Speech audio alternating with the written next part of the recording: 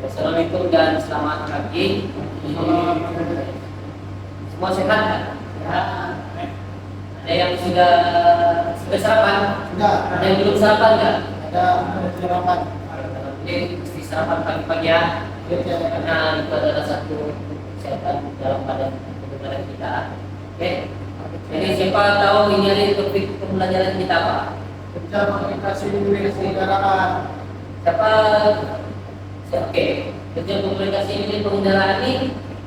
Siapa pernah ada pengalaman kerja komunikasi pengendaraan? Dan cek. Ya. Nah, Oke, kerja komunikasi pengendaraan ini pengundaraannya adalah dia mengajar kita di mana langkah-langkah keselamatan satu, kedua kerja-kerja pemasangan, ketiga langkah-langkah untuk pemasangan pengendaraan.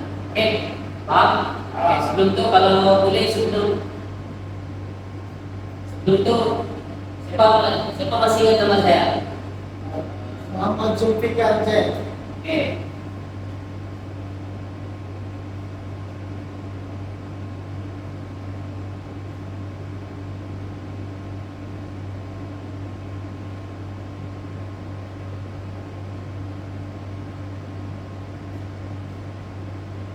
Oke, nama saya Muhammad Zulfikar bin Muhammad Amir. Kamu dipanggil Cik Zul. Oke, siapa masih ingat bab khusus kita? Hah? F432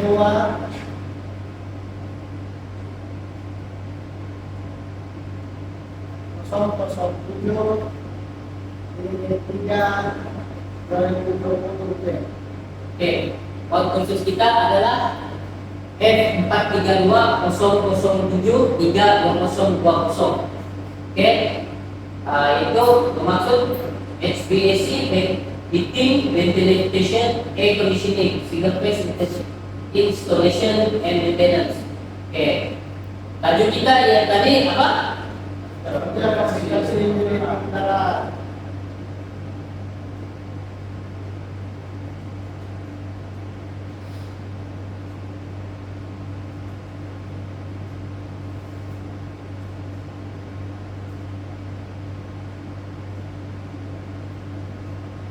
Oke.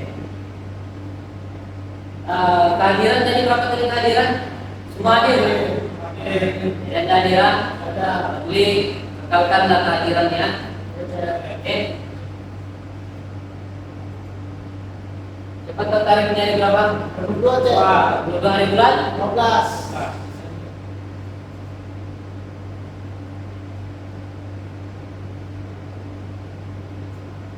Oke. So di sini kita akan belajar lanjut topik kerja komunikasi unit pengendaraan. Oke. Di sini kita akan belajar. Kita ada 4 tujuan di sini. Oke. Tujuan kita pertama adalah penerangan bagi kerja pemasangan, memperkenalkan penggunaan alatan dan jenis bahan yang digunakan, prosedur pemeriksaan pemasangan, tujuan keperluan keselamatan, kesehatan dan alam sekitar. Paham? Oke?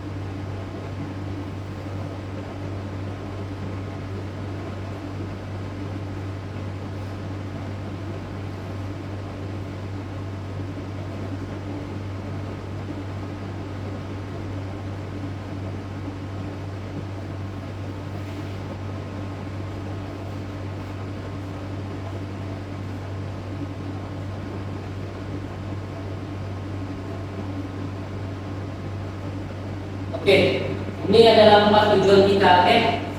Pembelajaran dari kamu tahu, anak-anak kami seperti pemasaran, penggunaan alat dan jenis bahan yang digunakan, prosedur pemeriksaan pemesanan, dan perbuatan keselamatan, kesehatan dan kebersihan. Oke, paham? Oke, yang pertama adalah tentang penerangan bagi kerja pemasangan. Ini adalah tujuan dia. So, yang pertama nih kerja pemasangan. So, kerja pemasangan ini adalah bermaksud proses penyediaan bahan, kerja perpaipan, kerja pemasangan unit penggunaan, kerja pendawaian elektrik. Ini adalah proses pemasangan lah, penyediaan bahan untuk pemasangan lah. Oke, paham? Boleh kita tangkap? Laju gak saya? Ya kan? Oke, yang kedua, ini bahan pemasangan pendahap. Oke, bahan pemasangan pendahap ini seperti mana kamu tahu, ini adalah bahan-bahan dia lah. Bahan-bahannya seperti poklak, sabunan, besi besi dan besi. Ini kamu akan jumpa nanti di bengkel atau di luar. Memang kamu akan nampak bahan-bahan ini. Ini adalah salah satu contoh bahan-bahan yang kita gunakan untuk kerja pemasangan lah. Oke, paham? Oke. Oke, yang kedua ini adalah jenis pemasangan. Oke, jenis pemasangan ini dia terbagi kepada dua. Satu, pemasangan di bengkel. Kedua, pemasangan di tapak. Oke, pemasangan di bengkel ini adalah pemasangan yang dibangunkan di dalam sebuah bangunan atau bengkel. Bengkel yang dilengkapi oleh alat dan mesin memproses. Oke, yang ini pemasangan di bengkel ini macam kamu tahu, kita akan kerja pemasangan itu kita akan lakukan di bengkel dan alat-alat bengkel juga. Oke, alat-alat bengkel yang kita gunakan untuk buat kerja pemasangan. Paham? Dapat tangkap? Oke, yang kedua pemasangan di tapak. Pemasangan di tapak nih, dia pemasangan yang dilakukan di luar bengkel. Kedua, proses pemasangan yang perlu dilakukan daripada pengolahan bahan seperti pemotongan, pengerasan, pemasangan, pengemasan. Oke, yang pertama ini pemasangan yang dilakukan di luar bengkel, macam di kawasan luar bangunan yang kita akan buat, macam kita di bagian site, kan? So, bila kita di luar kawasan ini, kerja-kerja itu pun ada juga kita akan buat. Oke, yang kedua ini proses pemasangan dilakukan daripada pengolahan bahan seperti pemotongan. Ini pemotongan ini macam kamu tahu, apabila kita mau buat sesuatu memasak kerja pemasangan itu, kita haruslah mesti ada pemotongan. Nah, yang kita lakukan adalah pemotongan, pengerasan, pemasangan dan pengemasan. Oke, setakat ini boleh dapat tangkap? Boleh. Paham? Oke, lanjut kan? Ya. Oke. Teruskan lagi. Oke, sekarang ini kita akan masuk bagian langkah-langkah kerja pemasangan. So, langkah-langkah kerja pemasangan ini adalah contoh. Gambar-gambar yang kamu nampak ini adalah contoh. Ini contoh-contoh kerja-kerja pemasangan. Oke, yang pertama yaitu penanda, maksudnya mengukur dan membuat mereka bentuk jasad. Oke, yang kedua nih memotong bahan yang sudah ditandai. Pas kita tanda, kita akan lakukan kerja memotong lah. So, yang ketiga nih penggurudian. Ini contoh penggurudian nih, alat untuk membuat upang. Kita tanda, kita potong. Contoh yang contoh ini kita akan buat dan penggurudian. So, yang keempat nih adalah contoh gambar pemasangan. Pemasangan ini adalah menyusun dan memasang bahan. Oke, yang kelima nih gambar kelima nih, selepas kita buat langkah-langkah itu, langkah yang kelima ini adalah pengimpalan. Pengimpalan ini adalah menyambung dua atau lebih bagian bahan. Oke, kecil-kecil ini adalah salah satu kecil-kecil aplikasi lah. Macam kita buat welding, macam kita pas kita kerenatan, kita sambung balik, dan kita buat aplikasi itulah. Oke, yang selepas kita sudah buat benda yang kita lakukan tuh, barulah kita akan buat benda ini pemeriksaan. So, pemeriksaan diperiksa oleh bagian bawalan kualiti. Maksudnya kita akan diperiksa lah. So, kita akan periksa sama ada benda bukti atau tidak. Oke, paham? Oke. Yang ke 7, ini contoh pengemasan. Pengemasan ini adalah produk dibersihkan dan misalnya permukaan. Nah, maksudnya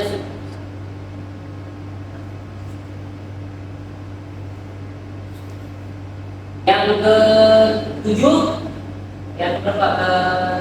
Yang ke-7 adalah pengemasan. Pengemasan ini produk dibersihkan dan misalnya permukaannya. Setelah kita membuat pemasangan, kemudian kita periksa balik ke barang itu.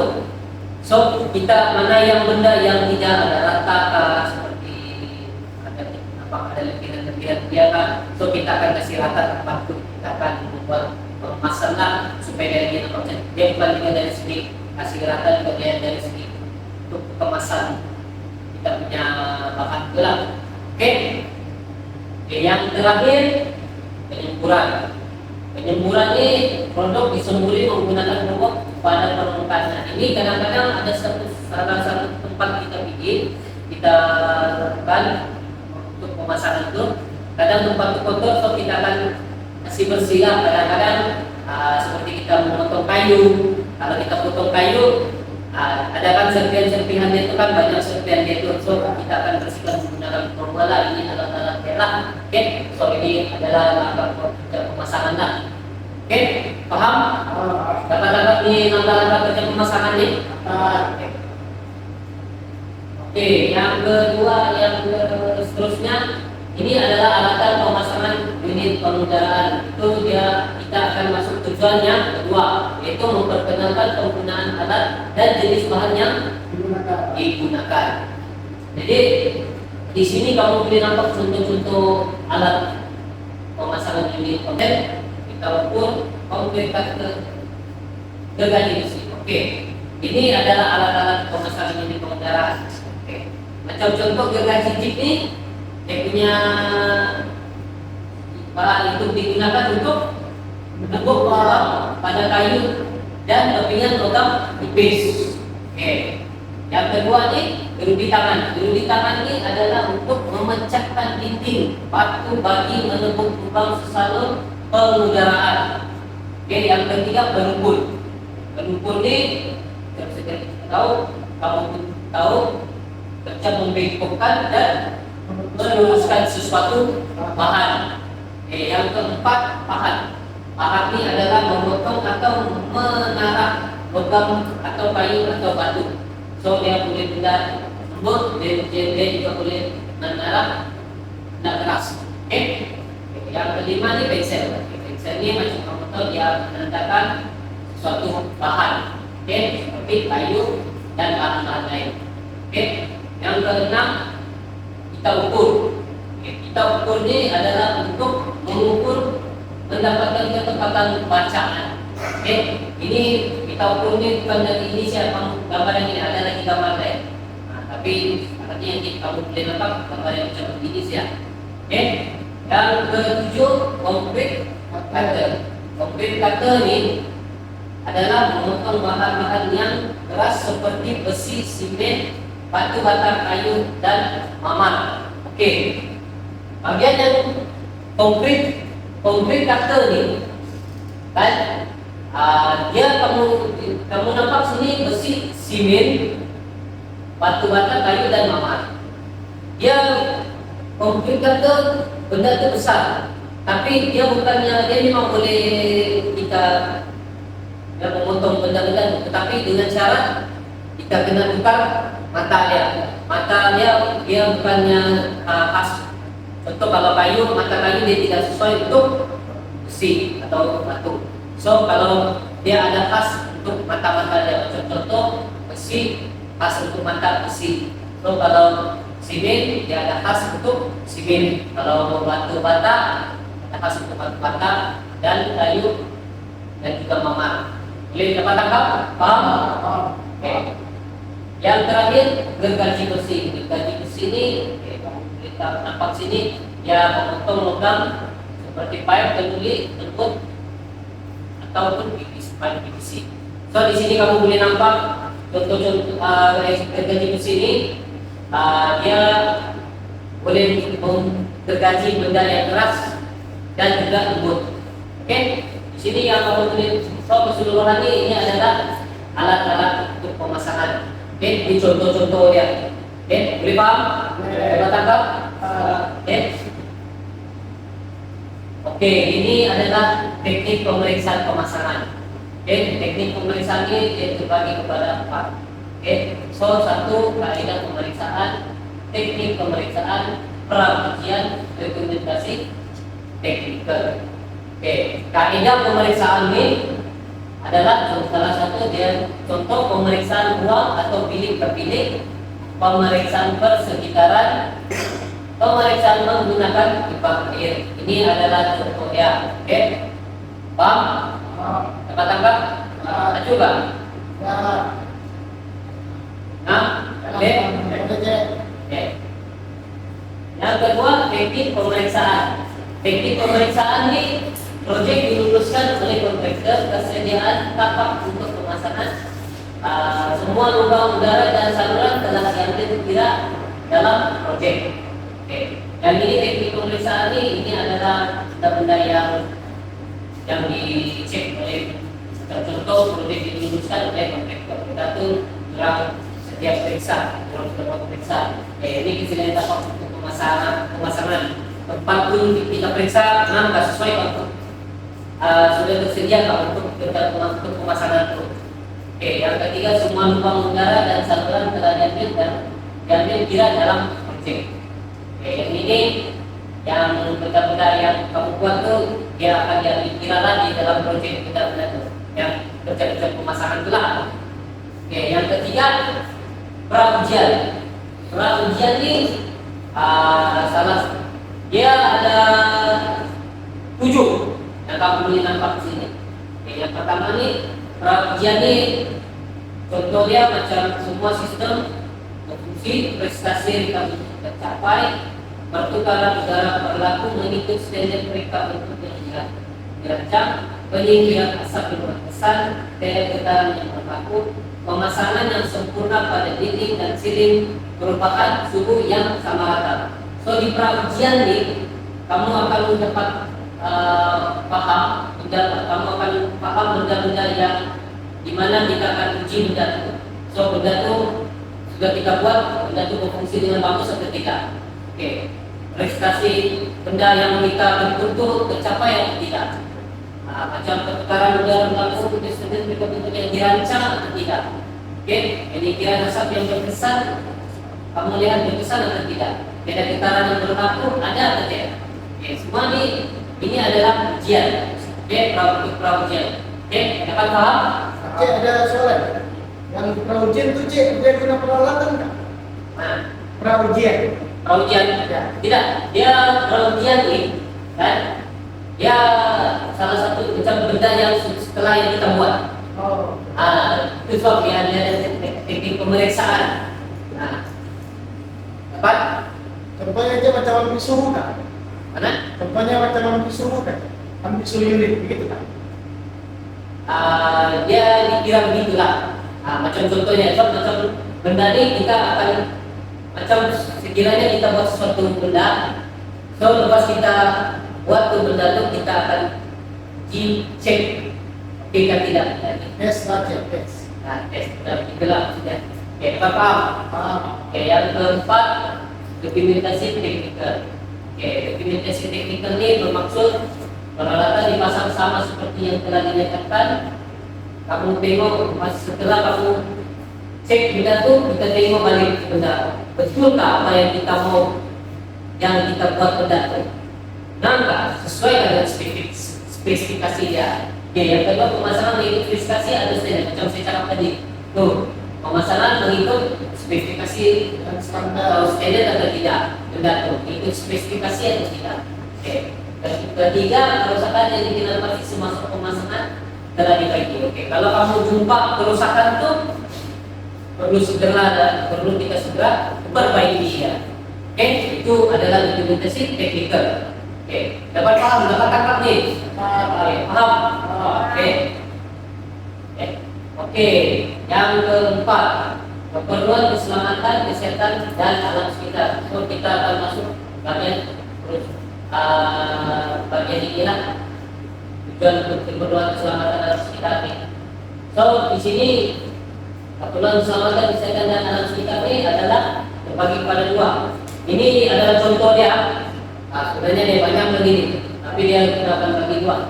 So untuk menghilangkan kemungkinan berlakunya kecederaan pengguna atau kerusakan harta benda. So kita akan mengelak sebagai untuk macam kita bekerja, kita perlu ada safety first. Besok kita akan macam benda-benda atau alat-alat yang kita nampak benda tajam ke benda yang boleh menyebabkan bahaya, itu kita elakkanlah. Oke, so dan yang kedua sebagai contoh bantuan yang kita patuhi boleh menyebabkan berlakunya rentetan listrik. Yang kedua nih, kalau dia ada contoh benda begini nih, air elektrik. Maksudnya electrical hazard nih macam ni bagi panduan nih. Itu adalah tanda bahaya. So jangan kita coba-coba untuk angkat tempat kita di sentuh-sentuh dia kan. So kita kena patuhi juga panduan nih. Oke, asal ada panduan kita kena patuhi. Oke, jadi dapat tangkap. Oke, next. Oke, ini prosedur yang terakhir, prosedur keselamatan. Oke, prosedur keselamatan ini ya contoh-contohnya ada 5 di sini. Ini sebagai contoh saja. Dia sebenarnya yang lebih banyak lagi, tapi kita akan bagi dia di sini ada 5 siapa untuk belajar sekarang ini. So, pertama jangan pasang kipas di tempat yang basah dan berkelembapan tinggi. Kedua, jangan pasang kipas di tempat masak. Jangan gunakan kipas bertekanan kuasa selain 240 volt atau 50 Hz. Pastikan semua skru sambungan dikekatkan dengan komunikasi skru dengan baik. Jangan pasang kipas berhampiran dengan apa-apa bahan kimia. So di sini kamu dapat paham? Yang maksudnya di sini langkah-langkah ini prosedur keselamatan ini kita tidak boleh pasang kipas di tempat yang berkelembapan tinggi. Maksudnya benda itu dia adalah benda elektrik kan. So kita tidak boleh juga kita pasang-pasang benda di tempat yang lembab. Kecuali jangan pasang kipas di tempat memasak. Maksudnya kita tidak boleh juga semua benda masalah bahaya itu akan berlaku apabila kita buat di tempat memasak. So jangan gunakan, yang ketiga jangan gunakan kipas bertekanan kuasa selain 240 volt. So jangan kita gunakan kuasa yang lebih daripada 240 volt. Mungkin kalau lebih daripada itu mungkin dia akan letupkan kan. Yang keempat, pastikan semua skru dan sambungan dikekatkan dengan komunikasi skru dengan baik. So kita pastikan benda bolongan itu kita skru sambung dia, ketatkan dia dengan komunikasi skru dengan baik. Jangan yang ada longgar, kita tidak mau macam gitu. Ini prosedur keselamatan yang kita mesti mau cekap lah, mesti mau akhir tidak itu supaya apa yang berlaku. So yang kelima, jangan pasang kipas berhampiran dengan apa-apa bahan kimia. Ini yang terakhir. Oke, ini benda yang bahan-bahan kimia ini bahaya sekitar, bukan yang bahaya, memang biasa banyak bahaya. Oke, so dapat paham? Cek, ada soal lagi cek. Apa contoh bahan kimianya cek? Di bahan-bahan kimia ini macam benda-benda gas kah, macam gas nitrogen kah, sebagai benda-benda yang boleh membawa kebakaran lah.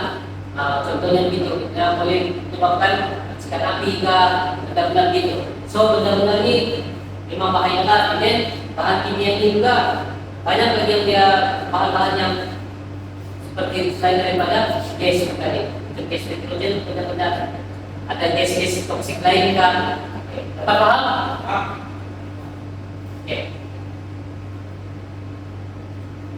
Oke. So, ada apa-apa soalan? Ada cek. Apakah kata yang digunakan sistem pemodal. Oke, macam tadi kita nampak di slide. Oke, macam jawabannya tadi adalah macam tadi kita nampak di slide.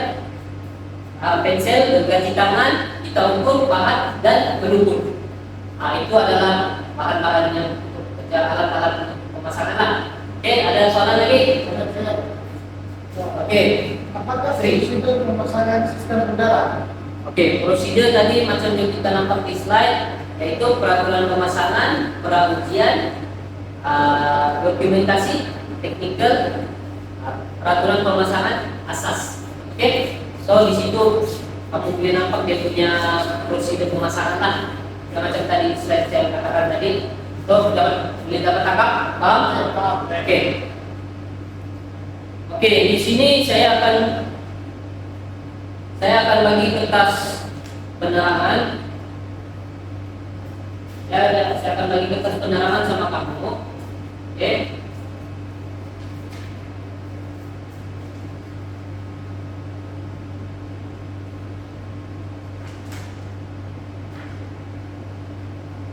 Oke.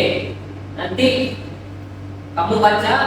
Saya mau kamu baca, saya ambil masa dalam 2 menit, kamu baca, lepas itu saya akan bertanya soalan. Oke?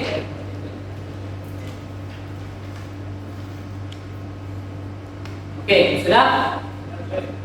Oke, sekarang kita akan beralih pada soalan. So, pertama, namakan 2 jenis pemasangan. Oke, Iman. Pemasangan di bengkel dan pemasangan di tempat. Oke, Iman, betul, depannya. Yaitu pemasangan di bengkel, pemasangan di tempat. Oke, yang kedua, namakan alatan dalam gambar raja 1 serta fungsinya.